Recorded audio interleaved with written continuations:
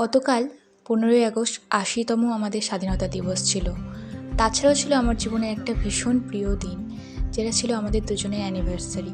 তো এবার আমাদের ৬ষ্ঠতম অ্যানিভার্সারি পালন করতে সকালে ভোরবেলায় মিষ্টিভোগ নিয়ে চলে গেছিলাম মায়ের কাছে, নিঃসানী মন্দিরে। গঙ্গারামপুর থেকে নয়াবাজার এবং তপন থেকে গঙ্গারামপুরের পথেই পড়ে ভীষণ জাগ্রত মায়ের মন্দির নিঃসানী। যারা গেছো অবশ্যই জানো, আর কারা কারা গেছো অবশ্যই কিন্তু কমেন্ট বক্সে জানাতে আমাকে একদম ভুলো না। গিয়ে এমন সময় গিয়েছিলাম, মায়ের এবার অঞ্জলিও দিতে পেরেছি। ভীষণ ভালো লাগলো। আর পরিবেশটা চারিদিকটা এত সুন্দর, চারিদিকে এত গাছ, এত গরমেও মায়ের মন্দিরটা একদম শীতল। বসে অনেকক্ষণ ধরে মায়ের পুজো দেখলাম, মাকে অঞ্জলি দিলাম। তারপর পাশেই ছিল বাবার মন্দির। বাবা কেন বাদ যাবে, বাবাকে জল দিয়ে তারপর ওখান থেকে বেরিয়ে গেলাম বাড়ির পথে। ভীষণ গরম পড়েছিল, তার মধ্যেও এই দিনটা এভাবে কাটাতে কেন জানি না খুবই ভালো লাগে।